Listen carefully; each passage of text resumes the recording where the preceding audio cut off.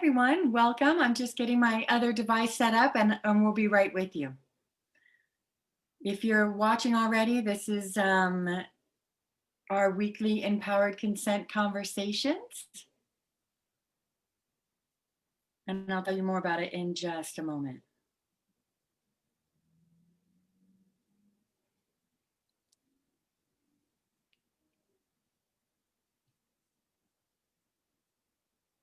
Okay, fantastic. Here we are. Okay, welcome to this week's Empowered Consent Conversations.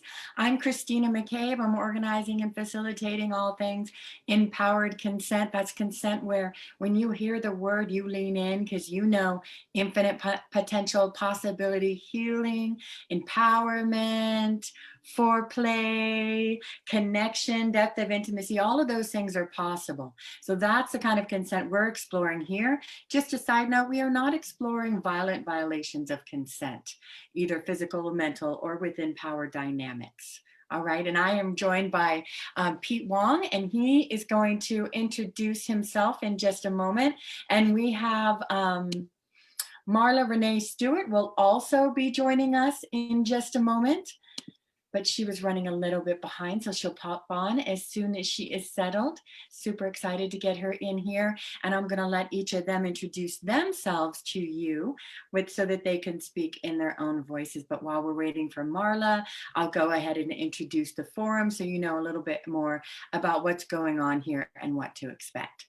So this week, we are exploring empowered consent in race and culture, celebrating and navigating our own and others' cultural teachings around consent. It's going to be really exciting and super juicy. I will be monitoring the chat. So if you have questions anytime during the conversation, please put them in the chat or comments that you want to be heard on. I will make sure and get those read out if I possibly can. So how this looks is I have my gorgeous guest speakers every single week. I invite different intimacy and relationship and life coaches and healers and influencers to come together to explore all things empowered consent. And we are picking topics that feel important to explore in order for you to gain a deeper awareness and knowledge of how you can use consent in your life in that empowered way that we love around here. So a couple of things I want to point you to. Look in the description above. You're going to see some guidelines. Now, they're very simple, but that's there because I like to be really clear about how we roll here, how we like our flow to be. So check those out. If you have any questions, let me know. You're also going to see in the description above both of my gorgeous guest speakers' contact information. Feel free to reach out to them if you feel like, wow, I really want to work with this person, or there's something more here I want to discuss with them, and more information, see what connection is possible. Follow their information as well. You're going to see mine, and you're also going to see a YouTube link. So check out the YouTube link, everyone, because that's where past forum clips, and in the future, I keep posting them, will be posted so that you can always see what's happening here if you have missed any of those. So go even subscribe. If you subscribe to the YouTube link, it will notify you when I post something new. All right. I think that's oh, one more thing. At the end of the forum, we're going to do what's called a resource roundtable. And this is your time to learn a little bit more about what my guest speakers are offering and ways that you can work with them, events that are coming up or podcasts that they're doing, things so that you can discover a little bit more about them. As well, if you follow my website link above and go to past forum guests, you're going to get a full bio on each of those, and their contact information will be there as well. And you can also see future upcoming forums. And I talked long enough to admit Marla. That's so exciting. Oh, sweet. So I know she's coming in right about now. Hi, Marla. Hey, how are you? Fantastic. How are you? Goodness gracious. I was on my way here. Well, I am so happy you're here. Thank you for safely arriving. Yeah. Yes. Yeah. I have been telling everyone we are live. I've been telling everyone a little bit about the forum, what we're exploring, how they can contact you, and that we'll have that resource roundtable at the end. And I promised them that each of you would introduce yourselves so you could speak in your own voices. If you all don't know me, my name is Christina McCabe. I am an empowerment coach as well as a human potential and an empowered consent and an erotic blueprint coach. I'm just all about helping you all tap into your deep inner knowing, your unique expression, and get that out into the world. So, Marla and Pete, can we hear more about who you are? Yeah, sure. Pete, you want to go first? Sure, I will. Hi, Marla. Hi. It's great to meet you. So, Nice all to meet right. you. Yeah. So, hi everybody. I'm Pete Wong, and I like to call myself a mind-body coach. And I grew up in Minnesota and was living in LA, and now I'm back in Minnesota.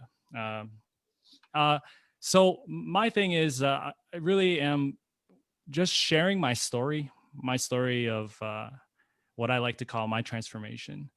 And it's really about just wanting to give people the tools that have helped me to become happier and healthier.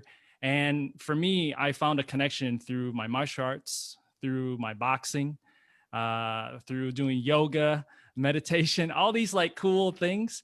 But a lot of it is, it really resonated with me, always connecting to your body.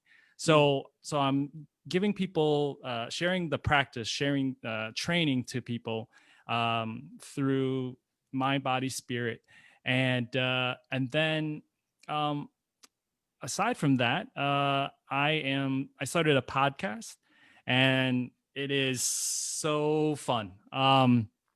It is exactly what I always wanted to do and wanted to share. More stories of health and wellness with others, and what I like to do on the podcast is bringing guests that I've met, and whether I've known them for a long time or somebody I just met at the bank, I like to bring them in because there's something that I just feel like that resonates, and I just want to share the story and through us. So I'm really happy to be here and to be able to share this space with you two and the listeners and the viewers. And so thank you, Christina, for this opportunity. And I'm just excited to share more of me in my truth. So thank you. I'm excited for you to share more of you and your truth, Pete. Thank you for being here. Thank you. Yeah. Marla. Awesome. So I am Marla. I am a sexologist, sex coach, and educator. I would say I'm also a pleasure activist, a sexual strategist, and I use an integrative strategy with my business, Velvet Lips, which is basically like a combination of sex therapy, somatic body work, and comprehensive sex ed to help people, empower and educate them on their sexual lives and their sexual power. And so Velvet Lips is my sexuality education company where I do workshops, help individuals, as well as folks in relationships and navigate all of those things. And then I also co-founded the Sex Down South conference with my business partner, Tia. And so we had our 6th year this year of Sex Down South, and of course, virtually. And so that's a 3-day conference where we just talk all things sex and sexuality. And we, it's amazing. We have everything from a healing space to a dungeon to, lots of presenters from all around the world who come and present.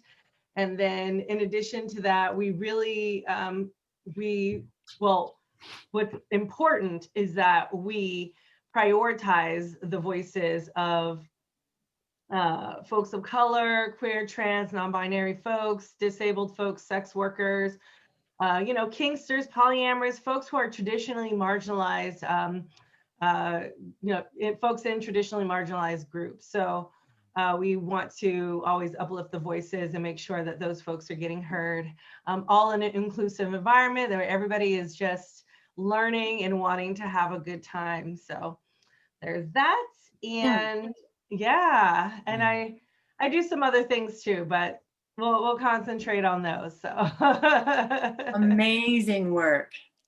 Yeah, thank you. amazing work. And maybe at the resource roundtable at the end, you can give a little bit more information on how people can get in touch with you and your services and what you're doing.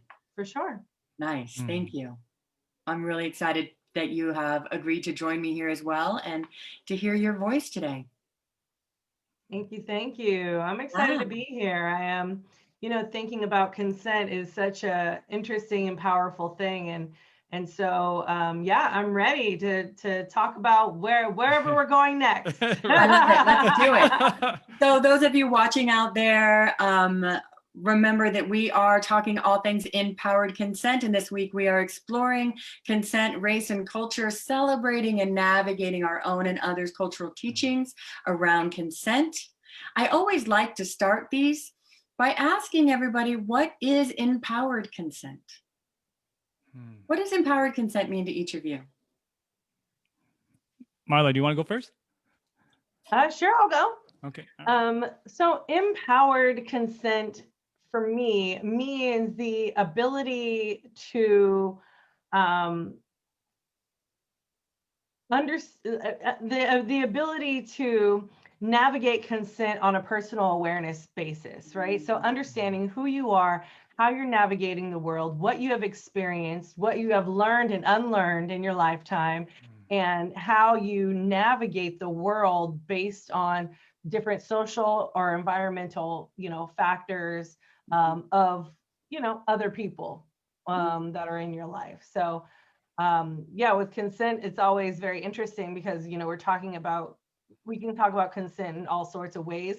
I primarily talk about consent with regards to lovers, um, but and play partners, but yeah, for the most part, I feel like that's what it is. Just sort of an awareness, bringing that awareness to other people. So hearing, having a full awareness of not only your own story and your own desires, but also the structures that you walk within socially and within your community and your relationships. Does that sound right? Yeah, absolutely. Nice. Oh, Pete. thank you. Yeah, thank you for sharing that. Mhm. Yeah, so when I was thinking about this, the word consent, it's really interesting because before I met you, Christina, and watching your YouTube videos, this word, it was important to me, but I didn't really know how it was important to me. And that goes a lot with my my story, my where I'm at in life now, my transformation, and but ever since I agreed to be on this show, it's been like a marquee here and there. It's been popping up in different places. Even I was gonna say, even on Facebook, I made a post and somebody said, "Are you back in Minnesota, Pete?" And then another friend decided to pop in there and say exactly where I'm at. And then I was like, jokingly, but I was like, consent, and so it means a lot to me, actually, and I'm really grateful that I have this opportunity to be here because I get to learn more about this. But consent to me is, it's respect, it's knowing, it's asking, and I wrote down a couple of things because I was like, how am I gonna care, willingness, acceptance, and you're right. But the beautiful thing is it's with yourself as well, like creating boundaries for yourself, right? That you agree to. And then as Marla just mentioned, like the different relationships or different connections, whether it's personal, whether it's professional, or whether it's however it is, however we walk through life, all of that is like ties in with, I believe the consent, and but then we have to know that we have that right to ask or to have that. And I think that's something that I might get into in this session. But like I didn't have that before. I didn't recognize that I had that. I didn't recognize that I could have that. I didn't recognize that I needed to have that. And then in turn, I didn't know that I could give it to somebody else too, that I could ask them for theirs. So, but thank you. It sounds, yeah, thank you. It sounds like you are seeing it as a full practice. The consent isn't just in one little area of our lives, though that's sexually, it's a huge area of our life, right? And that's, I think, often where we think of it the most. And those of us that work in sexuality really focus there, and reasonably so, because it's so important there. Yeah. And yet, it's a practice throughout all of our lives of really coming into that presence, right? And our deep own, our knowing, and our availability to listen to others. Does that sound right? Yeah, I love that. For me, I if you all watch my videos, past form videos, my definition of empowered consent is a constant evolution, because it is a practice, and because I'm always growing and shifting and changing. But a couple things I'm finding are really staying. A couple themes are really sitting for me. One is that it is a practice. Two, it's that it's a deep inner knowing, coming into our own awareness, a higher awareness, not a regular consent. To me, not empowered consent, is so often influenced by external and internal influencers. Whereas empowered consent to me is we have ownership of our own knowing and choice. Ownership within, we're talking about race and culture here, right? So there's a lot of social structures that we may not have as many choices within, that are important to explore when it comes to our own choices and others as well. However, coming into our deep knowing. And then also laying that foundation for others to bring forward their knowing and celebrate it. Feels important to me as well. It's both our own knowing and choices and ability to express those, as well as laying that foundation for other people to express theirs as well. Feels important to me, and bringing it throughout all of life, because it just, while the depth of intimacy and connection that starts to happen, that I'm uncovering, is just, Yeah. Yeah. What do you all think about that difference between consent, as you hear a lot of people talk about it, and empowered consent? Does that resonate with you, that difference there as well?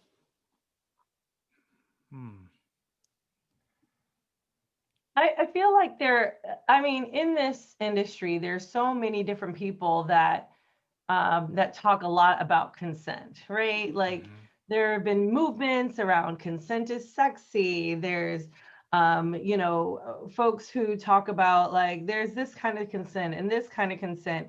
And, if there's no explicitness, or if you are intoxicated, you can't give consent, which are things that I totally disagree with, right? So, and I think that's also a part of the culture piece.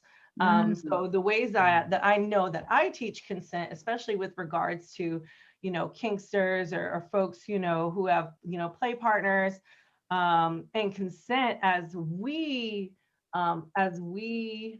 envision it for Sex Down South, I think, it's truly thinking about race and culture, and how, we are navigating this landscape. So as far as I just feel like consent, there's so many different facets that people sort of gravitate towards. So yeah,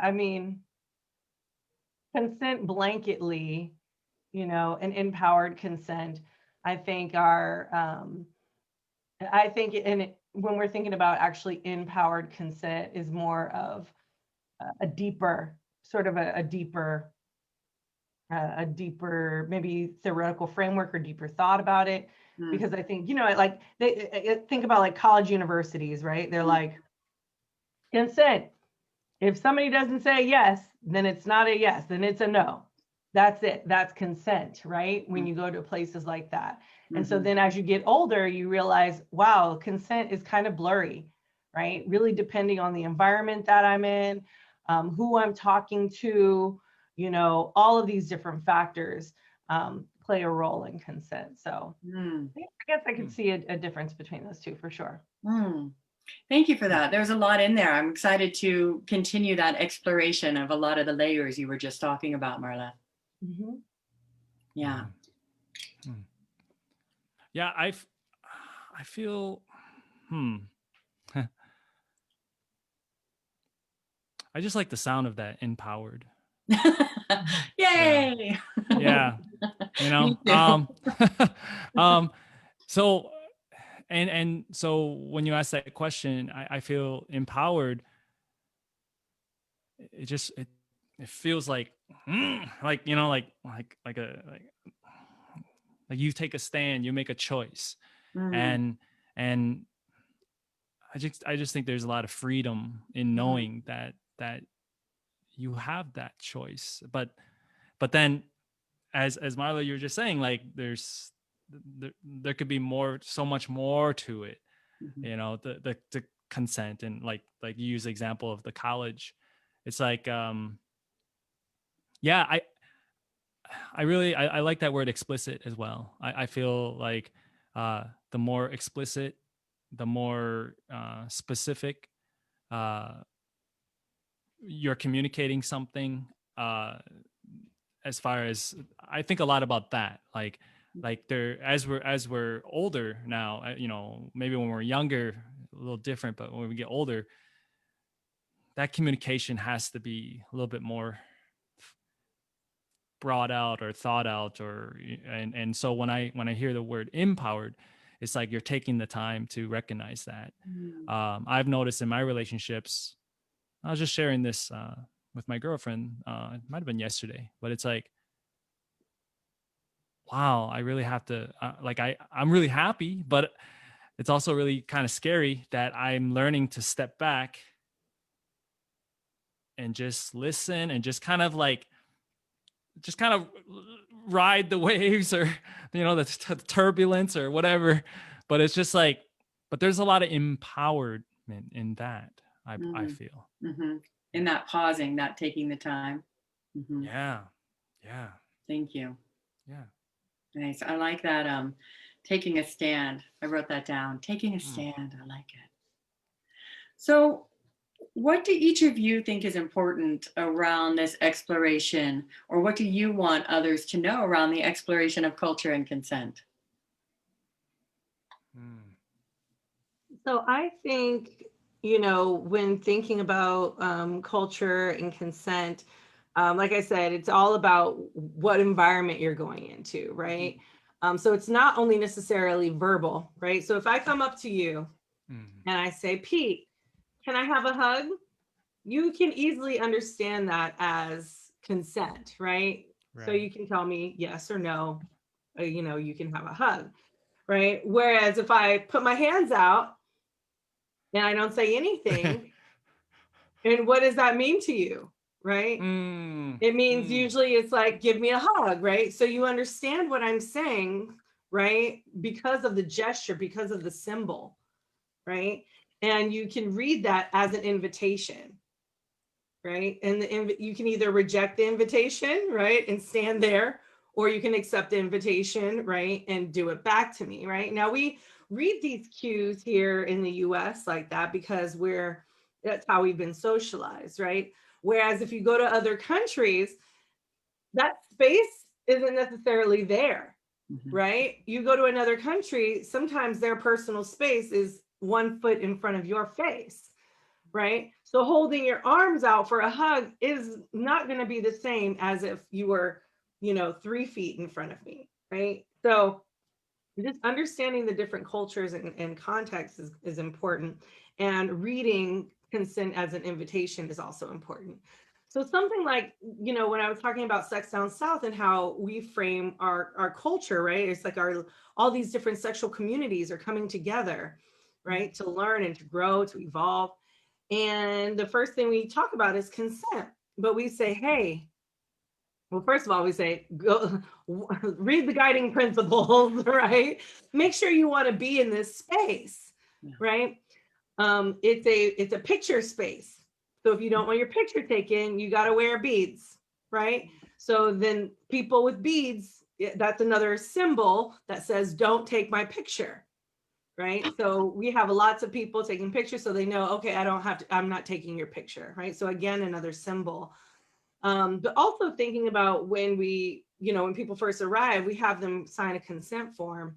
And that consent form basically says like, hey, I am responsible for my actions. I am responsible for consent, but I also understand that consent can be intuitive, right? So if we see someone and we smile at them and they take our invitation and we draw from their energy that they want to be closer, that they want to hug, we can accept that invitation and read it that way. And if we get that message wrong, so say if you are neurodiverse or you are socially anxious or you have some, something that doesn't enable you to read social cues, then there's also room for that as well, right? So there's room to say like, hey, I don't think I'm understanding, these cues. Well, maybe you can verbalize it for me or whatever the case may be. So I think really picking up and understanding what the culture of the environment is, again, setting the guiding principles, the frameworks of how consent works in that space, right? I think is super, super important. And, and for an environment like that, where everybody is really touchy-feely, it's important to understand all these people just make a general assumption. All these people are touchy-feely. I need to make sure that, like Pete said, enforce my boundaries and say like, hey, I'm not a touchy-feely person. We can wave, there's lots of different ways that we can say hi. We can wave, we can, fist bump, we can bump elbows, we can, high five, whatever it is that we can do to ensure that we are also understanding connection that's not necessarily guided by the majority or what the majority thinks, wants, or is how they're swayed in a certain direction, right? So yeah, that's one piece I think of the culture. And then I also think about like, kinksters, right? And like, being a person who teaches, BDSM and kink, thinking about all the different nuanced ways of consent. And so what I teach, I usually teach like, hey, what kind of consenter are you, right? Are you a consensual non-consenter, or are you a consistent consenter? Meaning that if you are a consensual non-consenter, meaning like, I will let you have access to my body, I will let you do whatever, and then I know I have the voice to say, no, I don't like that thing, right? Whereas somebody who is a consistent consenter might say like, I need you to say, is this okay? Is that okay? Can I hug you? Can I touch you? Can I kiss you? There's all the different steps along the way, which I think is super, super important. So defining who you are you a consensual non-consenter? Are you consistent consenter? And then I also think like, this concept where they teach at universities or different places where they say you can't consent if you're inebriated, which I think is bullshit, because people consent all the time when they're inebriated, right? Sometimes people go into spaces, they need a glass of wine, they need to get, smoke some weed, or whatever the case may be. Sometimes people need to, quote unquote, loosen up or whatever. Who am I to judge what they want to do, as long as they are competent and in their right mind, they're able to give consent. I think that's perfectly okay. Now, if someone is super drunk, falling on the ground, of course, they're not competent, right? So you're not going to ask them if they for consent about something, because they're not in their right mind, right? So it's like anybody who has maybe, Alzheimer's, dementia, or, who's not lucid, it's sort of like if there's some sort of competency issue, you cannot, that's where consent is going to be very, very difficult to navigate, if at all, if that's even possible. right? So understanding like inebriated consent really is based off of competency and not necessarily off the inebriation itself. And then also thinking about, at Sex Down South, we also stress enthusiastic consent, right? So it's really about like, are you a person who needs a hell yeah, right? So if Pete asked me, hey, can I have a hug? And I'm like, well, that's not a hell yeah, right? So that is not enthusiastic consent. And if Pete's the type of person that's like, hey, I need enthusiastic consent, so I don't feel comfortable hugging you unless you give me like a hell yeah or yes, Pete, I'm down. Like then the hug is there and it's ready and it's willing and the invitation is accepted. So I think really understanding like who you are, what kind of consent you need, is going to be very, very important in how you navigate the world around you. Wow, a lot of rich in there, Marla.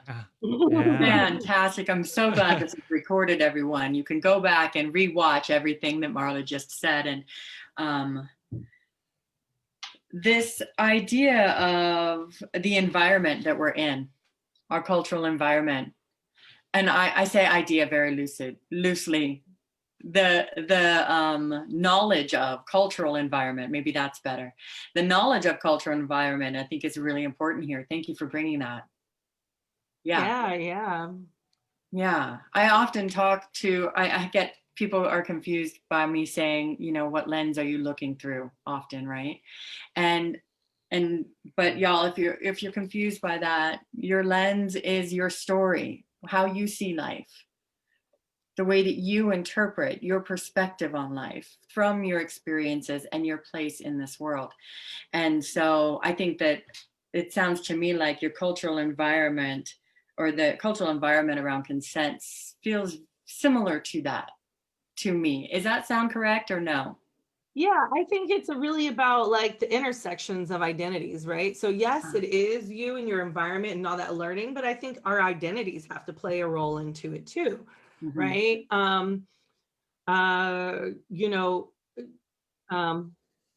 Yeah, for me, being cisgender, Black, femme, queer, able-bodied, athlete, pregnant, like all of these different things are affecting how I navigate the world, right?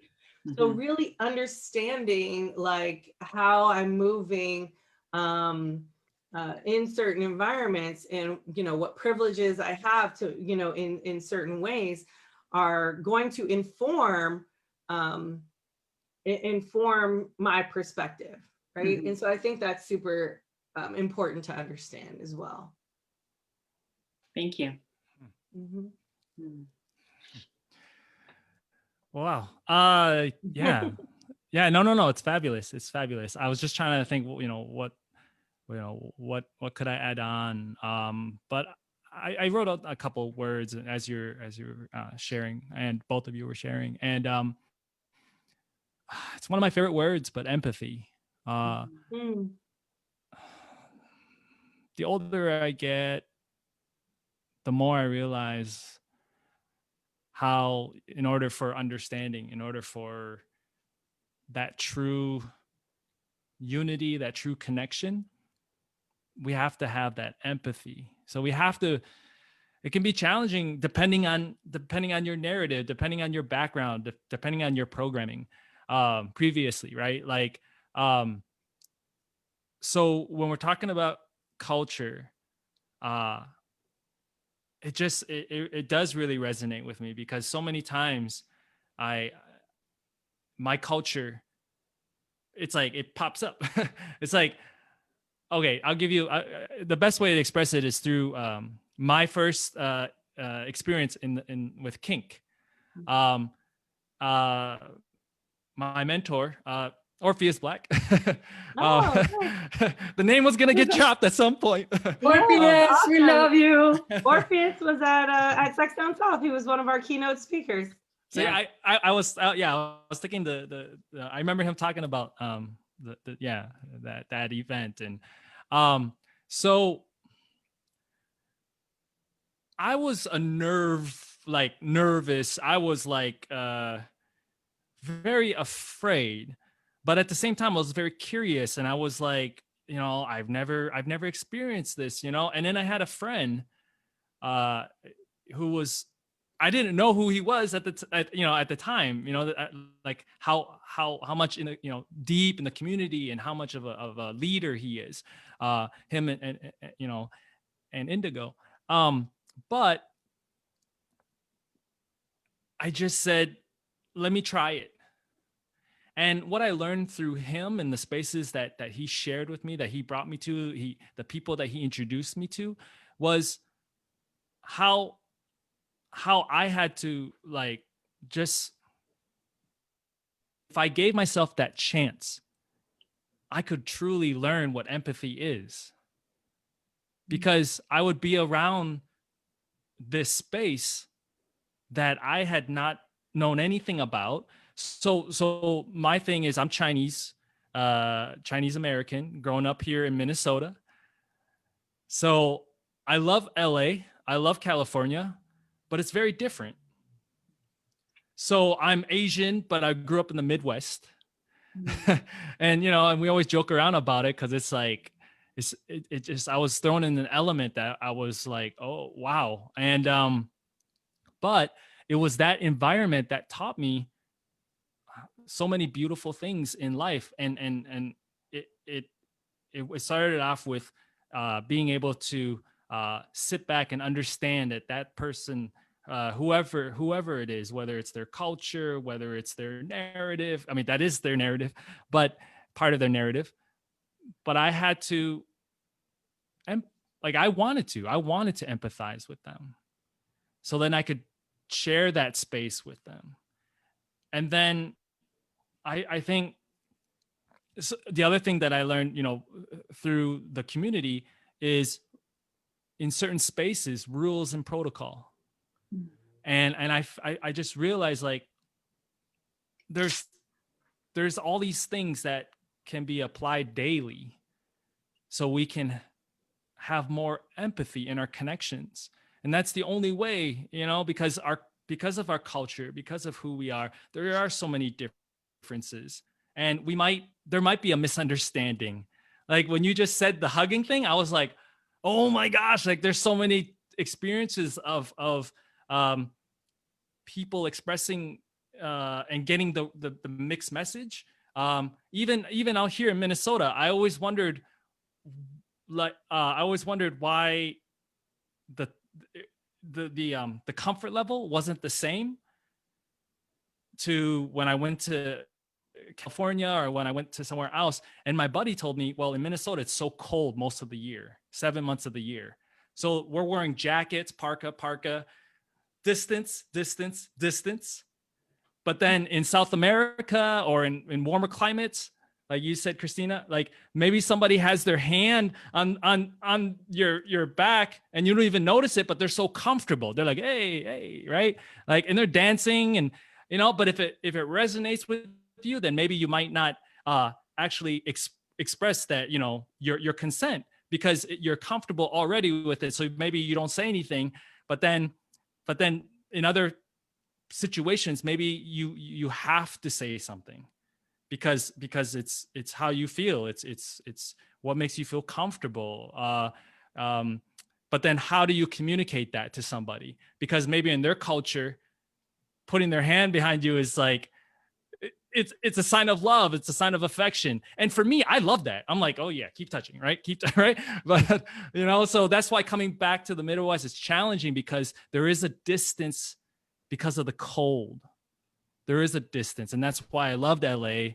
I love Cali. But I also love, like Thailand or whatever too. So yeah, but I wanted to share that because it was my experience with Orpheus that really kind of set the tone for this opportunity to grow in ways I never knew I could. Nice. You reminded me of something that it totally triggered for me was just know you're creepy. Like know what kind of creepy person you are, right? Like, and I know some people kind of get weirded out by that word, because creepy is usually has a negative connotation to it. You'd be like, oh, don't be creepy. But I feel like everybody has maybe not everybody. I think some people have their creepy, right? And they know what their creepy is, right? And so, but some people don't realize what their creepy is. So for instance, I was at a fitness place, and I was taking a class, right? So I'm, doing Zumba, and in comes a guy who sits on one of the exercise, like spin cycles, right? Spin, whatever they call them, the spin bikes, and then just watches, right? Like slowly pedaling, but really just watching, right? Now, that's creepy, right? I would consider that creepy. I think most people would consider it creepy, right? Like, so thinking about these social cues of what is creepy, you on a bike as a man watching a bunch of women doing Zumba in a gym, right? So it's kind of like, okay. So I mean, of course, I will not stand for something like that. So I went up to him and I said, are you going to be taking the class? Because if not, then you need to leave, because everybody here is dancing. So either you got to get dancing or you need to leave. And he's like, well, I'm on the cycle. And I was like, that's not allowed. I was like, that's not allowed. That's a boundary. And I said, and you look creepy watching everybody.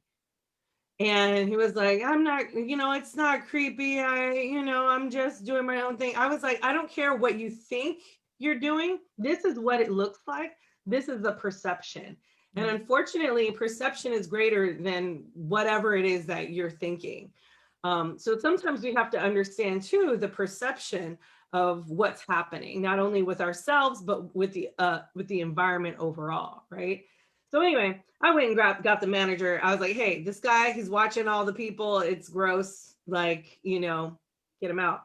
So he got him out. But it was just like, you have to understand what your own creepy is. If you know, if something is I'll just make a reveal for myself, right? Like, I love armpits, but I'm not going to go up to a stranger and be like, can I sniff your armpits? Right? I'm going to, I'm not even probably going to even think about that.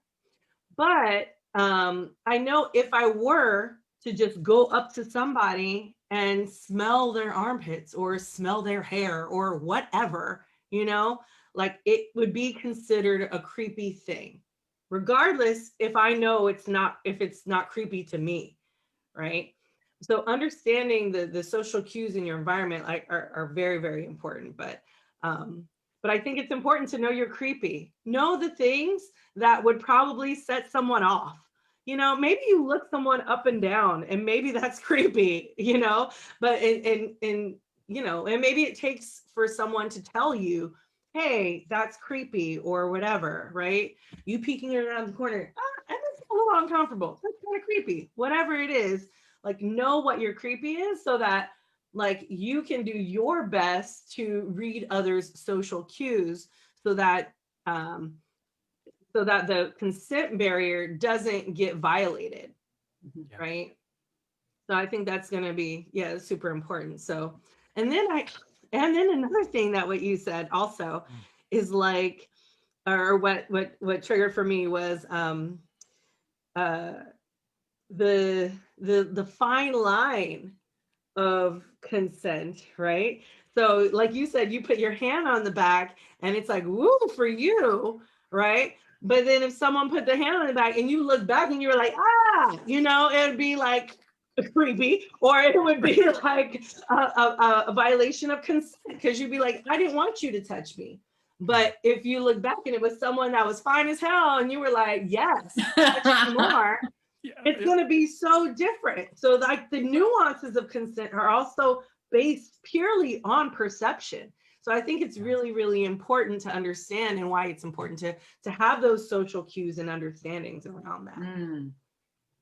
Yeah. I like it. I really like a couple of the ingredients that you both brought forward here. I mean, the empathy, I think, could be so applicable as we are approaching both our own guidelines around our consent, and this knowing of everybody's cultural approaches to body language and communication and the creepy, right?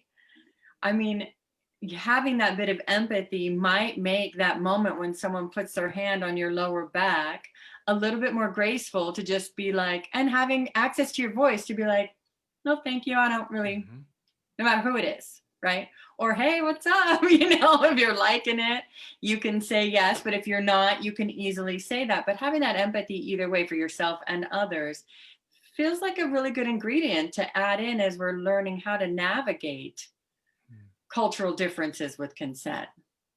Does that feel right? I would say so. Absolutely. Especially thinking about like with compassion also going along with that empathy, and embracing rejection, right? Because sometimes, you know, just understanding like we all get rejected at one point or another, and like just knowing that it's okay, like having that compassion for yourself and for others, you know, who might not necessarily know that they've crossed the line or have violated consent. I think is important for sure. Yeah. I find from my experience that a lot of people in my world have a hard time speaking their voice. Have a hard time saying no or yes, or what they really truly feel. And so then if you can't even speak your true thoughts and feelings and desires, your yeses and nos, how are you going to navigate? And that may be different within different cultures, right? So how are you going to navigate this intersection of different cultures if you can't even speak to each other? How do each of you see within your communities the availability of using the voice? So that's why I think I was saying, like, using the voice isn't always necessary, right? Because sometimes we read energy, you know, we read energy, and that's so important. I actually did a workshop, and there were a group of deaf people there, and so like getting their consent, right, was different because I'm talking, they're talking through sign language. But then at the same time, I'm like, okay, if you want this done to you, line up, right? And so they line up, right? Like, so it's kind of like I don't think language is always necessary. I think energy can really be a great indicator of what someone wants, as well, like, you know, intuition. But if you don't have that, or if you don't possess that ability, you know, nonverbal cues, I think, are great. In my kissing class, I teach, you know, what are the nonverbal or the triggers that might enable you to kiss somebody. Maybe it's a song, right? I gave my wife a bell, right? So she like rings the bell like when she wants a kiss or whatever, right? Like there's certain things that we can do to help navigate consent that isn't based on language.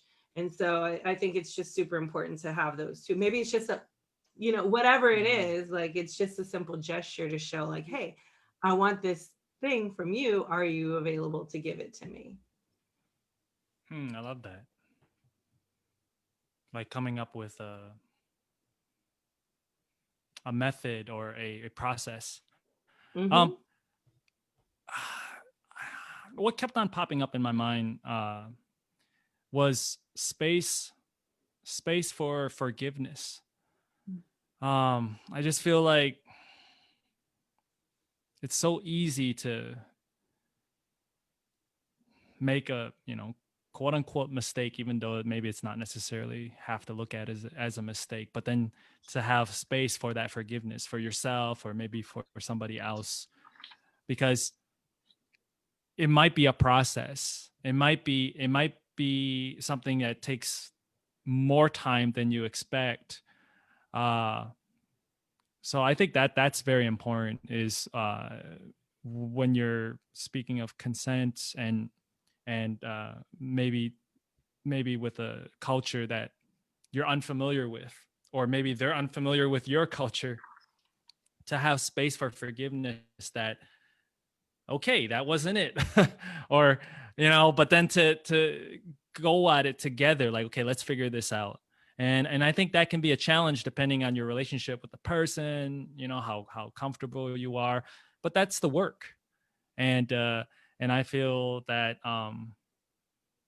there's many examples of that, like in my family upbringing, and even the other day having lunch with my mom and dad. I'm like talking to them, and my mom brings up something about the past, something that happened to her in the past, and how it was a culture misunderstanding. It was a culture, two or more people did not take the time to understand each other and try to work through it. Instead, they were just going off their emotions, and that could be traumatic.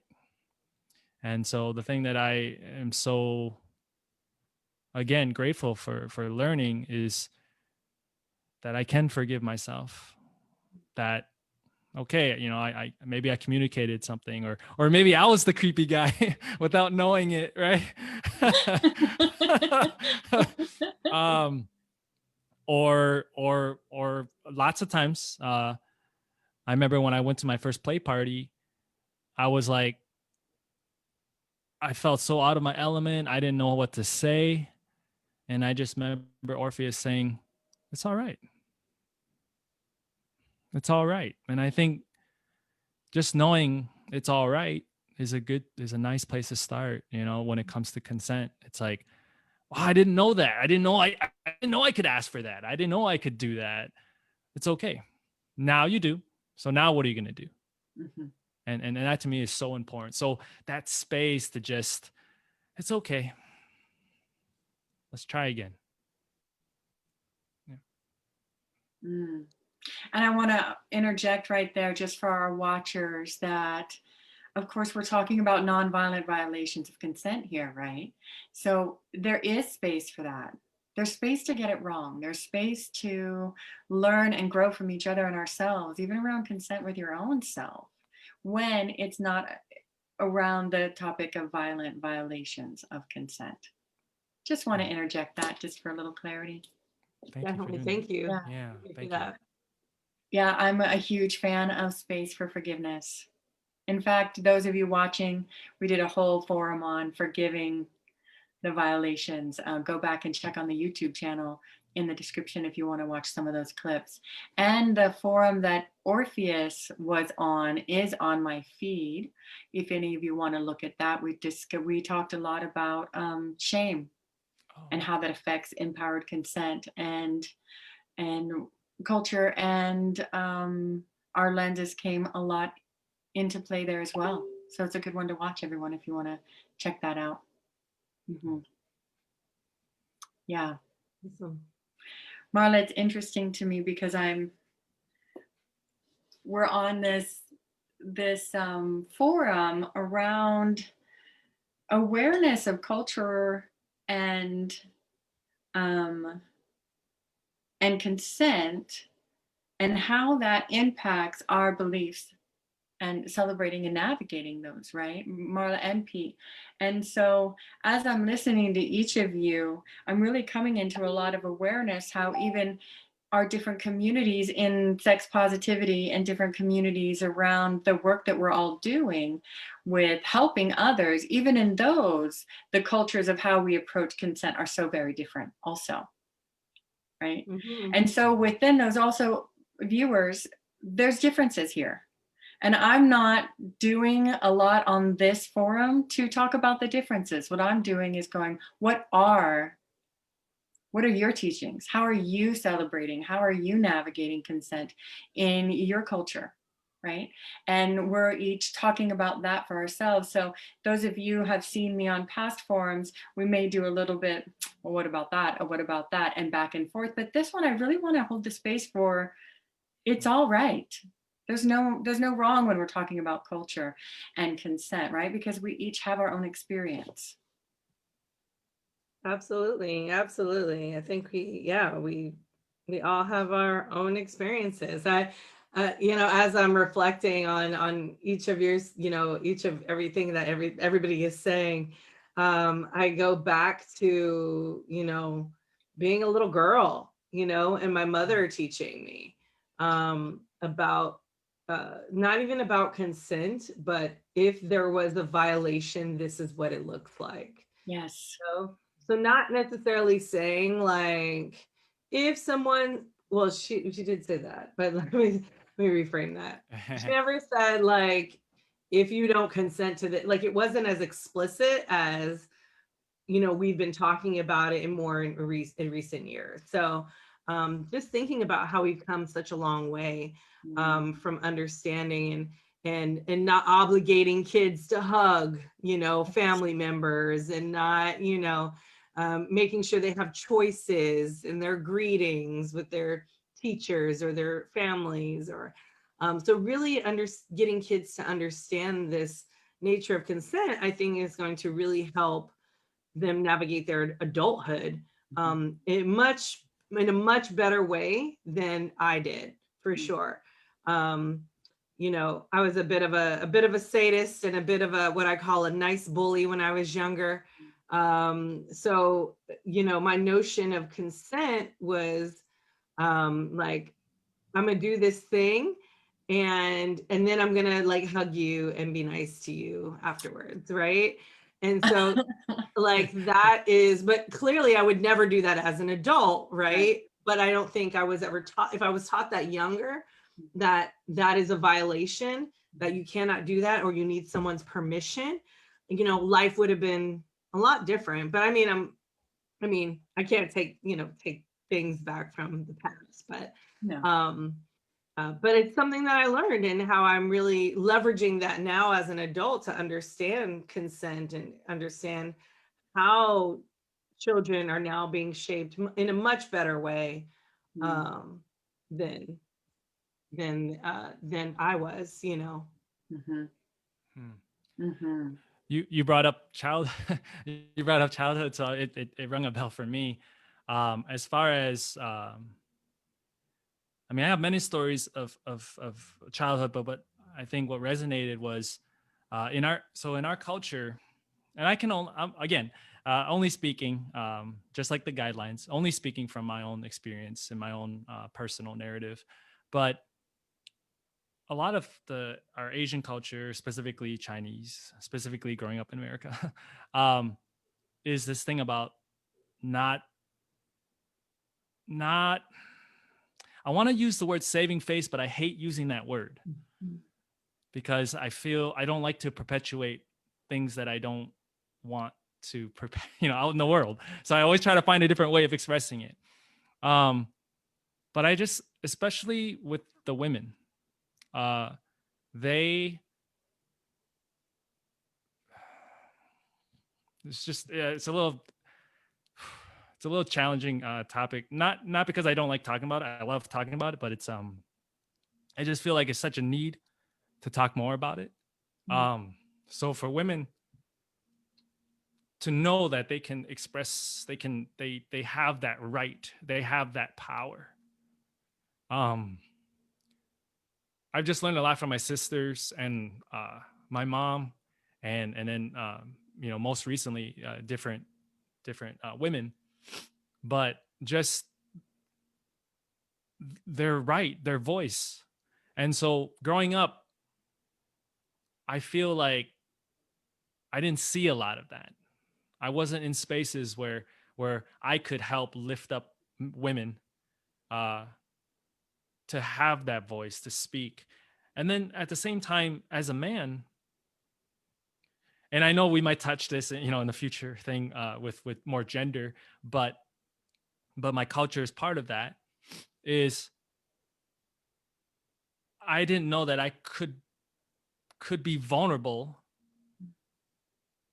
to express consent or to give consent, like to have even that dialogue.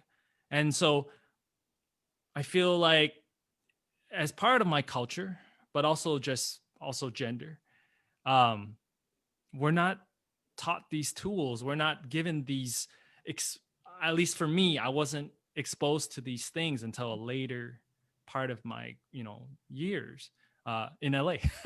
um, but now that I have these tools, now I'm told that's everything that I do now is I'm always having conversations, whether it's in a controlled environment or just more relaxed, whether it's a session or whether it's more relaxed.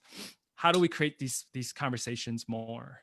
How do we have people understand that they do have the right to consent? And at the same time, I need how do I hold space, or how do I respect the right that I want to give you for your consent? Mm-hmm. And so I know that, because it hurts sometimes hearing the stories of the women in my family, and also the men. It's just the men, we got to talk more, men. um yeah, I just once it was revealed to me, once I was out of the matrix, it's like it can't go back. Have to keep perpetuating the message, the world that I want to live, and the people that I love, support.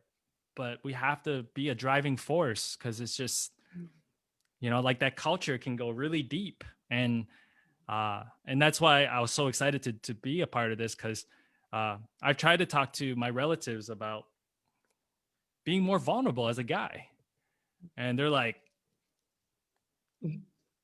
okay, granted, they were like super young too.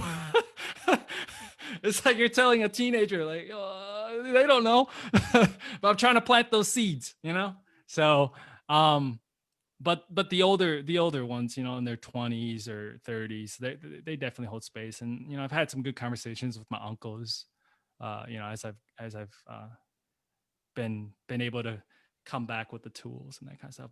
But my parents, the immediate family, we have some amazing conversations now, more than ever, because we hold space for each other, to learn, to grow, and to empathize. Yeah. Thank you for that share, Pete. Thank you. Yeah, thank you so much. So how do you begin to approach those things within your culture or your family or your environment that maybe aren't in alignment with how you want to approach consent, or you want to hold space for others in consent? How do you begin to open those doors or build those pathways? For our listeners out there, do you have any tips or tools to offer people who may be watching? They're like, oh yeah, I'm relating to this, but I just don't know how to start stepping forward to creating that change within my own family or community. All that keeps popping into my head is when I was younger and my mom, I think I told my mom she has to do something, like, Mom, you have to do this. And my mom came back to me and said, the only thing I have to do is stay Black and die. Those are the only two things that I have to do. And it just sort of reminds me of like when people go into people pleasing around consent, or trying to trying to be good, or don't want to be the bad person. I just go back to that, right? Like, I don't have to do anything but stay Black and die. Like, I don't have to do that thing, and that is okay.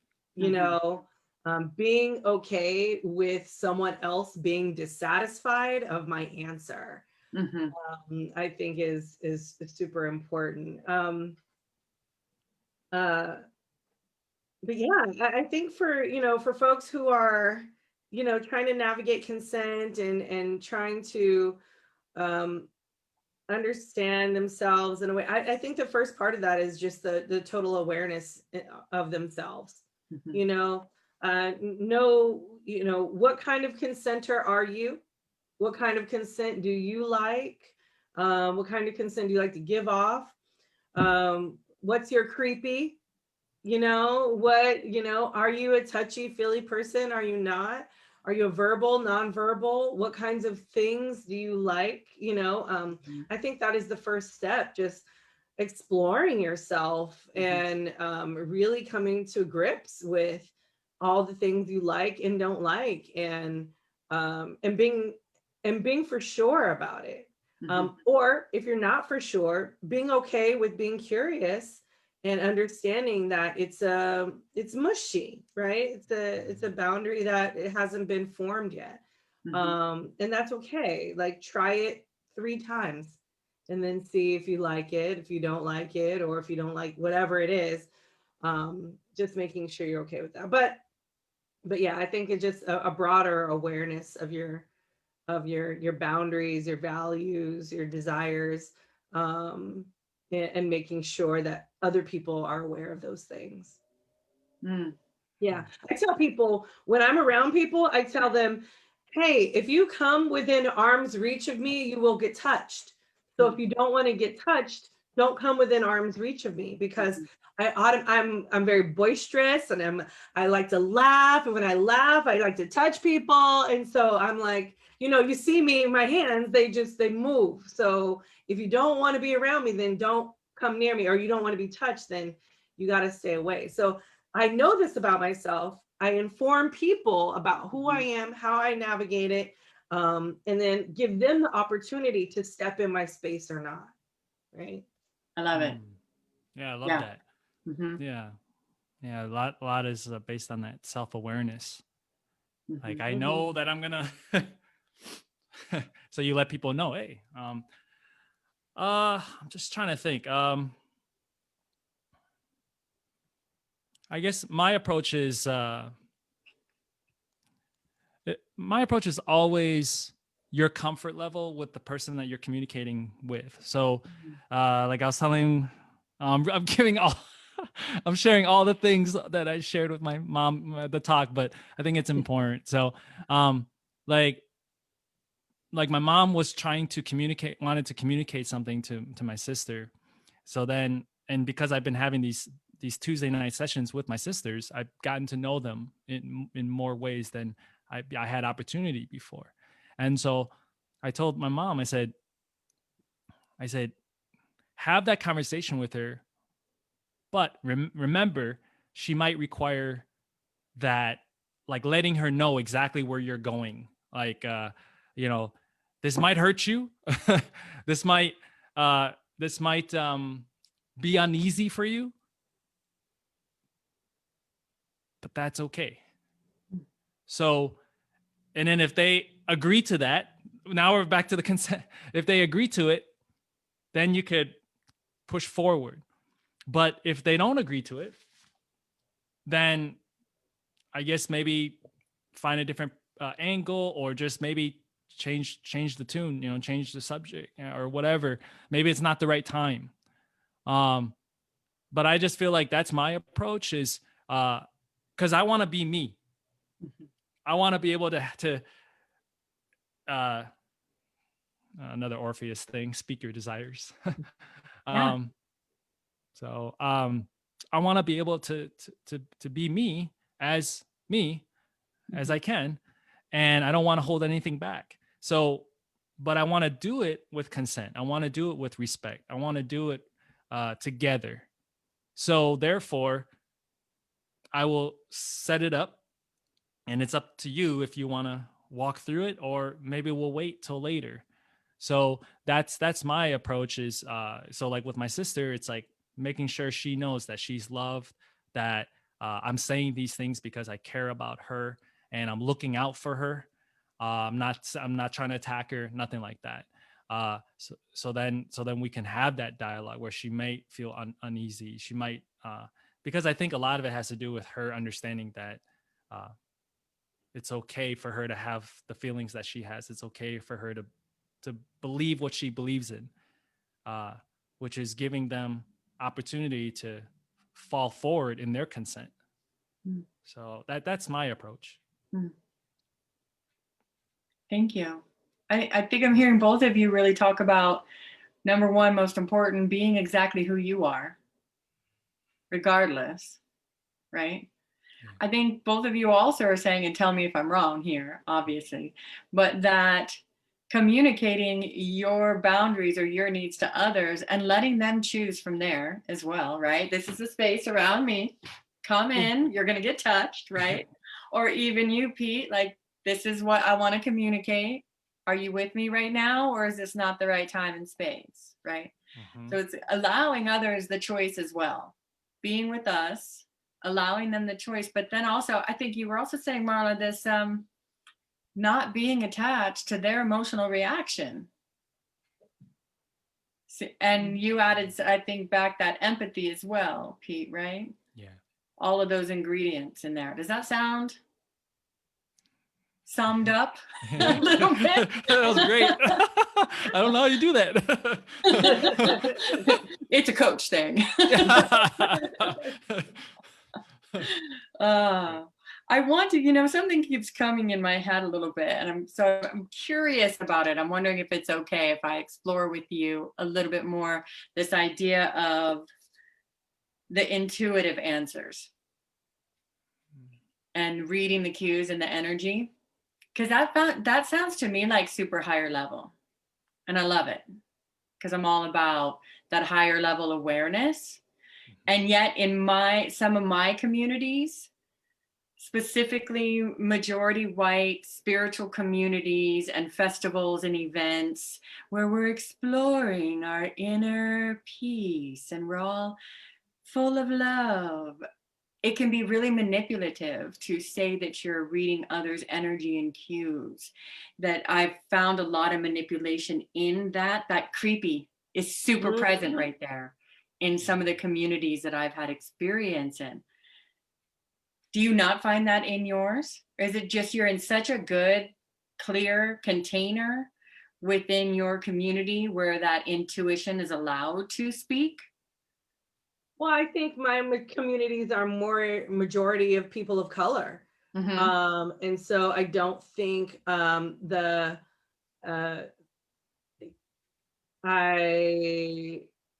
have not come across that in those communities and BIPOC communities. I have definitely come across that with older white men. Older white men love me, and they just love, they like to reach out and touch and grab. So I feel that is a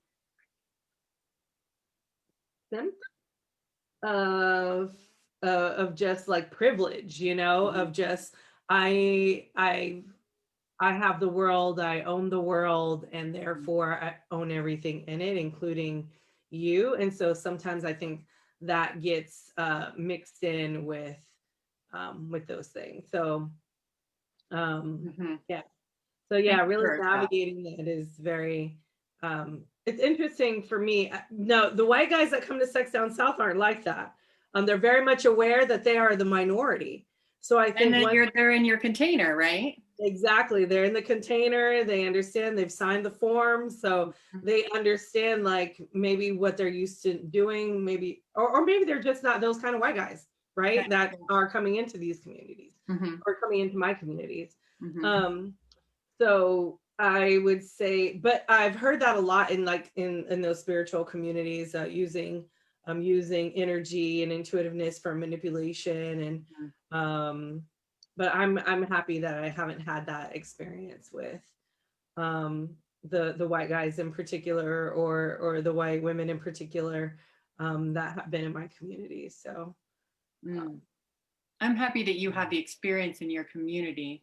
Not that my happiness for your experience matters, but I'm happy for you that you have the experience in your community where you can level up with that intuitive communication. Yeah. I think that's so delicious. That foundation there. Yeah, it almost makes me, it's, it's like, I feel sad for you in a sense of Well, I like, have a really strong voice, so yeah, people but can't get away with that with me. yeah, Because I'll say to you, no, my energy is not telling you that.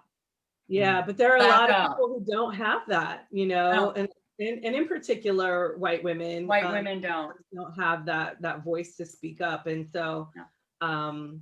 yeah, so I think there's such a difference between um, how we were raised, how we've grown up. So, Yeah. and it's a lot has to do with culture. Yeah. Yeah, culture, race, ethnicity, all of those things. Privilege. Absolutely. Social structures.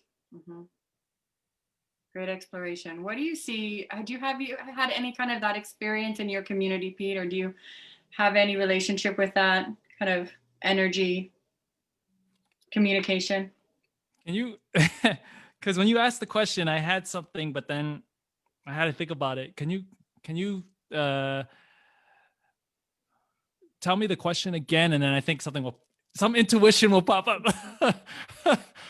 Yeah, I was just asking Marla if she had the Yeah. experience in her community with using energy as a communication Gotcha. for consent, of that kind of manipulation that I've experienced or seen a lot in those white spiritual communities. That can be such a problem there. And if she had, how she navigated that. Right. No, that's great. Okay. Well, I feel that as I've gotten more into this healing community, um, I've had to, oh my gosh, I'm getting myself in trouble. I've had to learn how to hold space for other people who inspire me.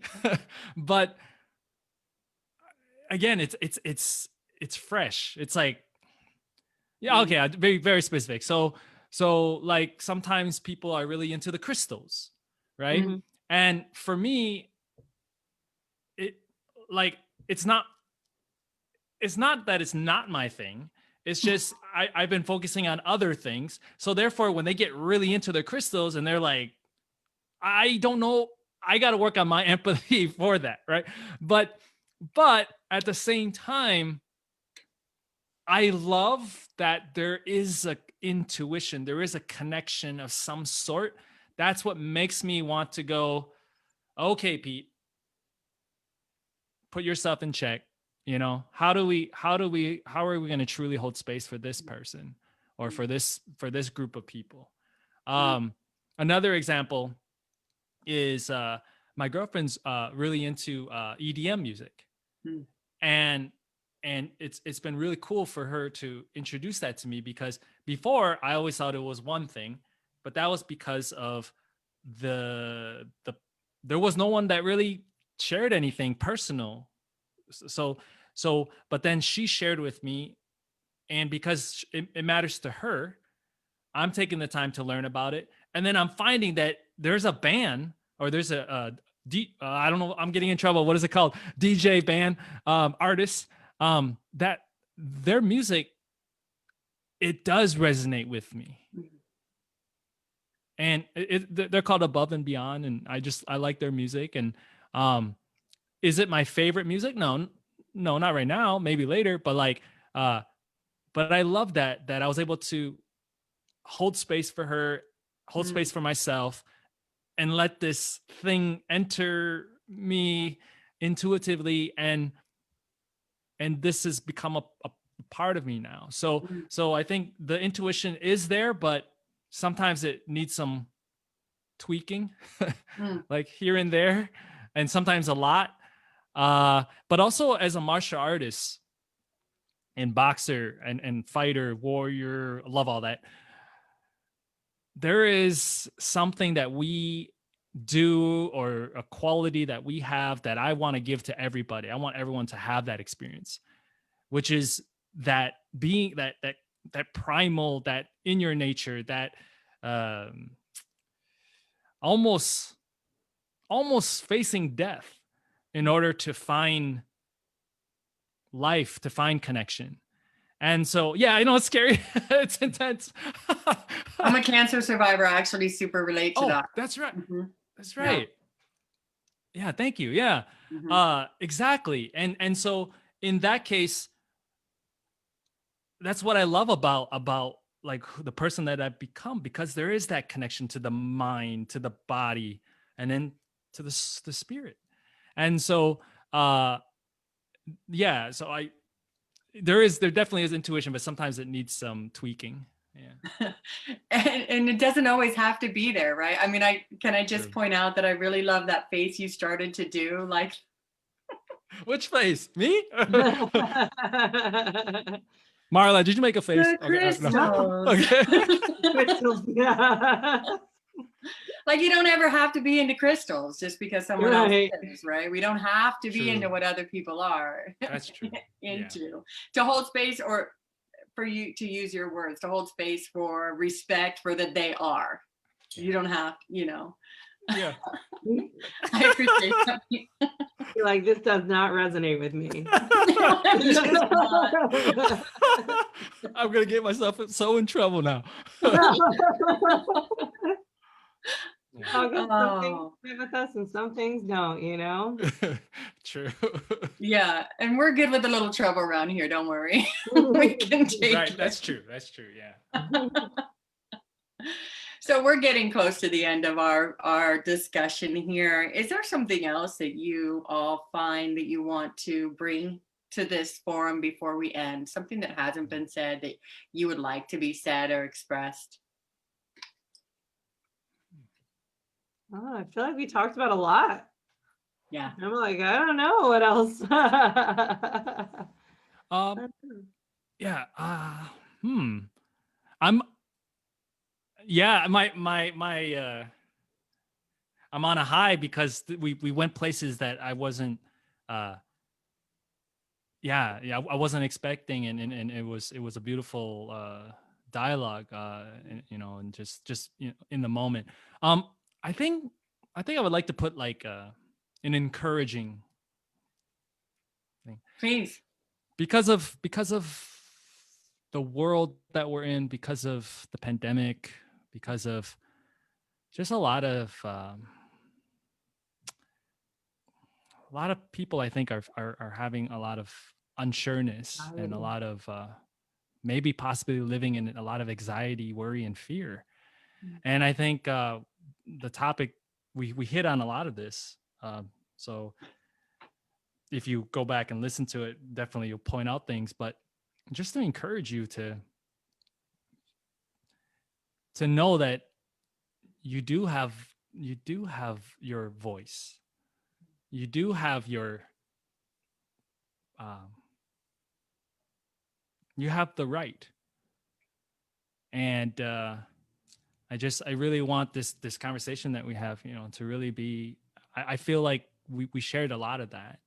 Is no matter our culture, no matter our background, it is a part of us. Our differences, it is a part of us, but we have the right to our needs, our desires, and sometimes we may have to ask for it. Sometimes we might have to clarify it. Sometimes we might have to tell that person, like, hey, that's a little bit too what was your word? Creepy.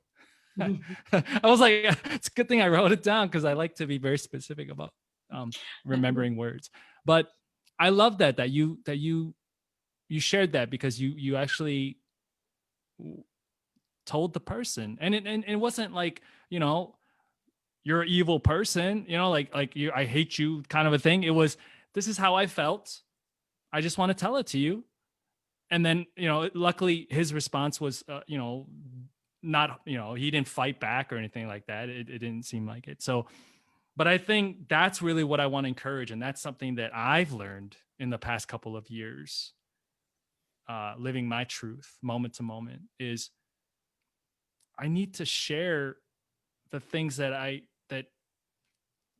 feel. I have, like, if I'm feeling this way, if I'm feeling uncomfortable, I do need to speak it, and might not necessarily words, but I need that person to know, or that group of people to know, or else, or maybe I need to be the ones who set the rules first. Not the rules, but like, like the arm thing. I need to be, because I'm more aware of what my needs are, and in turn how I'm going to share that out into the world. But I just want to encourage for us to not be afraid, to know that you have that right to be you. And yeah, that's it. Yeah. Thank you. Awesome. Thank you. Yeah. You have that right to be you. Yeah. Live authentically. Live authentically. Love that. I like it. And know you're creepy. I like it. Own it. Know it. Know where it lives. Okay. Know where it's okay. That's like another topic, I think. That's a whole nother forum. Yeah. All be right, interesting, everyone. This has just been amazing. Thank you both for coming on and really just sharing so deeply and exploring all Awesome. together. Thank you for having me. Thank you. Thank you for this. And it was great meeting you both. Yes, great meeting you too, Pete. Yeah. So before we go, though, I just want to let everyone know that's watching that we have reached the point in the forum where I like to do the resource roundtable. So each of our speakers here get to tell you a little bit more about what they're doing, what's coming up, events or places that you can find them, follow them, work with them.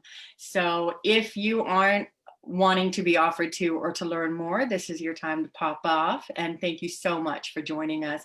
If you do want to learn more, then stick around for just a little bit longer. All right. Do either of you have anything you want to share about what's coming up or what you're doing next, how people can work with you?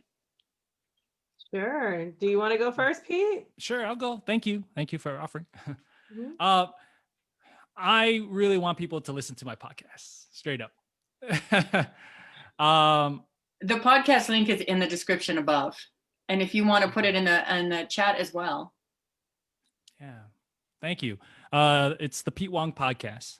And it's my way of sharing these things that I really care about, the things that have been shared with me and done as only I can. So very fun, playful, sometimes really sad, deep, whatever, all the expressions, but also connecting our souls to the physical as well. And then I'm not doing as much. I'd like to do more of it. Is doing more workshops or more training, helping people, giving people these exercises to relax, to enjoy, to learn how to learn. If you don't, if you haven't yet, be more in your nature, whatever that looks like. And that's it. But I'm just telling everyone about the Pete Wong Podcast. So fantastic. Yeah. Thank you. Thank you. Pete, if people want to be notified as you put stuff together for the future, do you have an email list or an email where people can let you know that they'd like to be notified when you're ready to start? I should. So I've been using Instagram a lot, using Great. that. And I do have email, but Pete K, my middle initial, Wong @gmail.com. But yeah, you can contact me Instagram, Facebook, the Pete Wong Podcast. Great. Yeah, any of those. Yeah. Great. I think that link to the podcast takes people to your Instagram account. Is that right? Correct. There you go, people. You can get a hold of Pete there. Thank you so much. Thank you. Awesome. My turn. Yeah. Awesome. So people can catch me at velvetlipssexed.com. You can go subscribe there. If you're interested in my erotic activity bucket list, I have a short link, a bit.ly link. It's just bit.ly/eroticme. If you want free access to my erotic activity bucket list. If you want to attend Sex Down South, you can go to sexdownsouth.com. You can use my code Marla SDS for 20% off the registration. I also have, of course, the ultimate guide to seduction and foreplay, techniques and strategies for mind-blowing sex. That's available on my website, velvetlipsexed.com/shop. And I also just started a new radio show, so I'm super excited about that. It's called Love Tips and Velvet Lips. And it's basically, you just give me your questions and I answer all your, all the things you're curious about, knowing hopefully I'll be able to answer them. But it is live. So it's 9 a.m. on Monday mornings. So if you're up early and you want to talk about your sex life, I am here. And so that's exciting. So all of those things I think you can find on my website. And I think that's it. Yeah. Yay. Oh, Yeah.